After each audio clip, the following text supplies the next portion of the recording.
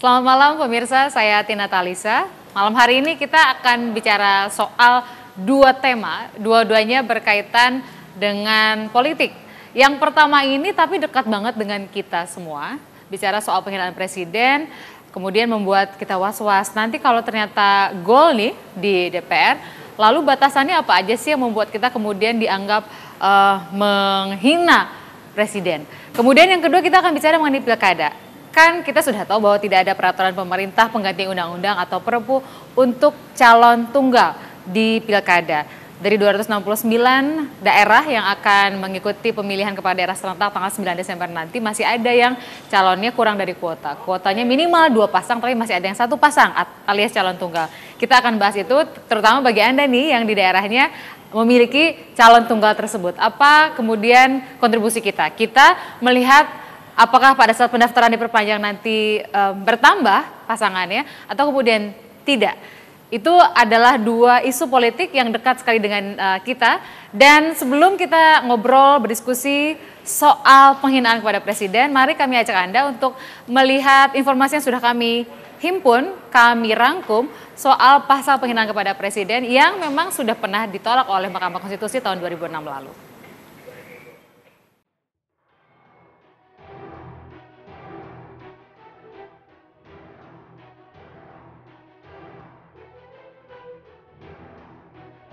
Presiden Joko Widodo mengajukan sebanyak 786 pasal dalam rancangan Undang-Undang Kitab Undang-Undang Hukum Pidana atau RUU KUHP ke DPR.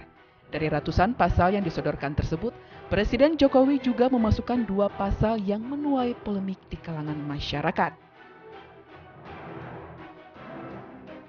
Aturan pasal penghinaan presiden dan wakil presiden ini diatur dalam pasal 263 ayat 1 RUU KUHP yang berbunyi setiap orang yang di muka umum menghina presiden atau wakil presiden dipidana dengan penjara paling lama 5 tahun atau pidana denda paling banyak kategori 4. Berikutnya pasal 264 RUU KUHP yang berbunyi setiap orang yang menyiarkan, mempertunjukkan, menempelkan tulisan atau gambar sehingga terlihat oleh umum, memperdengarkan rekaman sehingga terdengar oleh umum yang berisi penghinaan terhadap presiden atau wakil presiden dengan maksud agar isi penghinaan diketahui atau lebih diketahui umum, dipidana dengan pidana penjara paling lama 5 tahun atau pidana denda paling banyak kategori 4.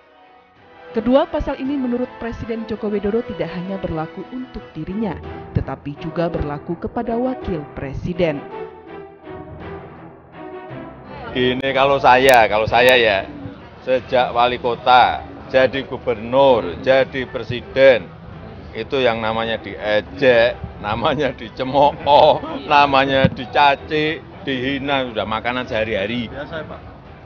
Biasa. Jadi, dan sebetulnya seperti itu bisa, kalau saya mau, bisa saja itu dikenakan pasal, dipidanakan. Pada 2006, pasal penghinaan presiden sebenarnya telah dihapuskan oleh Mahkamah Konstitusi MK. Tidak hanya menghapus pasal tersebut dalam KUHP, MK juga memerintahkan pemerintah dan DPR menghapus norma itu dari RUU KUHP. Kini yang jadi pertanyaan, jika kedua pasal penghinaan presiden disetujui DPR, akankah demokrasi yang sudah terbangun di Indonesia pupus? Dan apakah keberadaan pasal penghinaan tersebut bisa saja tidak membuat presiden anti kritik jika kritik yang disampaikan dengan cara yang santun dan beradab? Tim Liputan iNews TV memberitakan.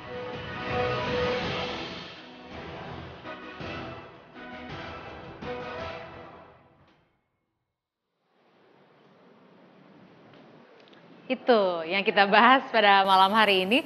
Jadi berhubungan sama politik dan juga hukum.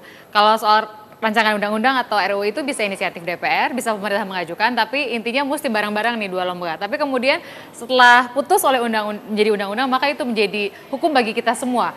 Nah, karena itulah banyak orang yang was-was, ini dianggap sebagai apa ya? Sebagai ketakutan presidenkah? Atau justru presiden berusaha menjaga simbol negara jika kemudian presiden dilihat sebagai lembaga kepresidenannya? Selamat malam, Mas Ari. Selamat malam. Ini Ketua Umum Projo.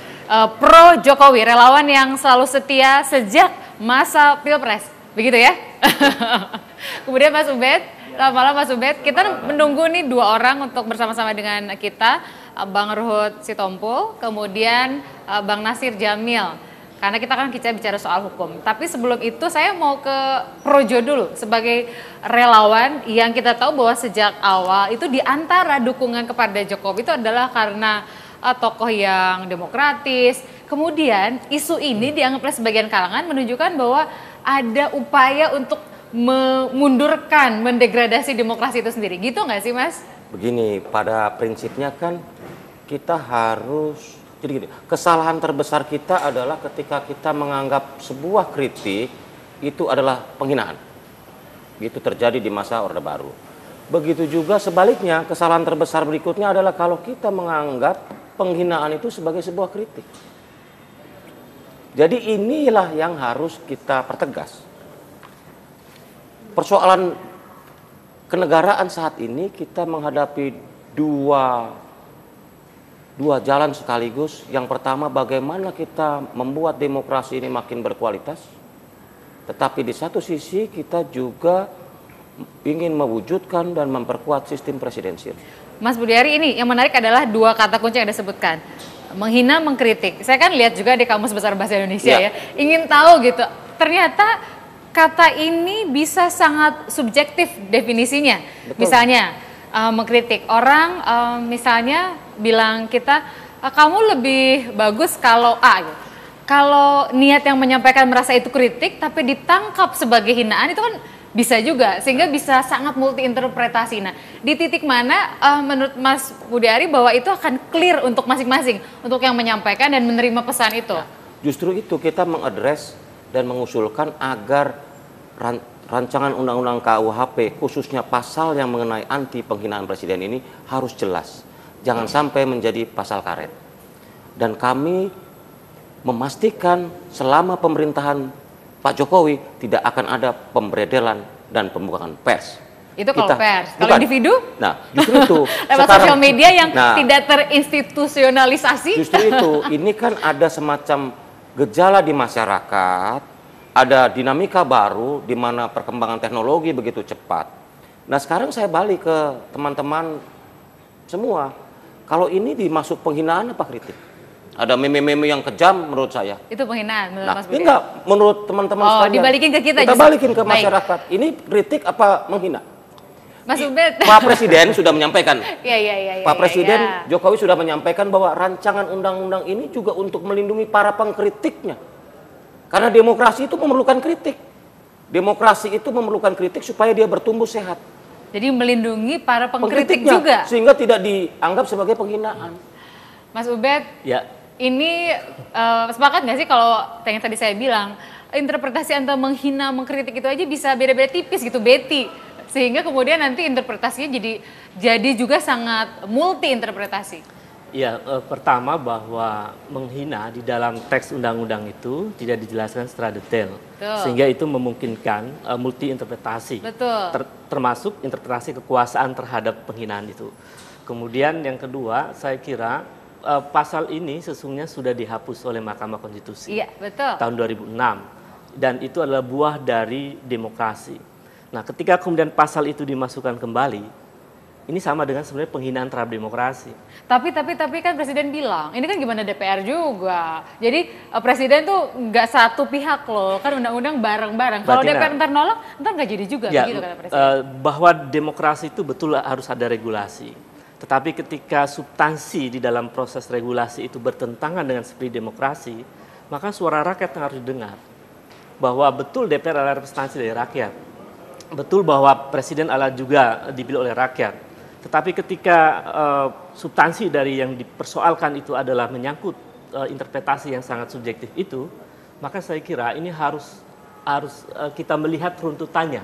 Kalau andai-andai kemudian si menghina itu diterjemahkan lebih konkret, misalnya membuat X gitu ya, misalnya membuat meme itu dengan kata-kata misalnya, kata-kata yang melampaui kepatutan. Kalau diterjemahkan boleh nggak kemudian kita menyepakati itu? Ya, bisa saja, makin detail itu makin bagus, tetapi begini, bahwa ketika yang disebut dengan penghinaan itu disebut sebagai sebuah delik pidana misalnya, ini yang kemudian sangat subjektif. Akhirnya kekuasaan bisa saja dengan cepat menangkap seseorang, memenjarakan seseorang. Padahal setiap individu itu punya hak perdata. Nah, saya melihatnya kalau persoalan hina-menghina itu kan sebenarnya di dalam perdata sudah ada. Ini kalau saya menghina Pak Ari, kalau saya menghina Mbak Tina misalnya, Mbak Tina boleh protes dan diperkarakan di muka hukum. Begitu juga Presiden.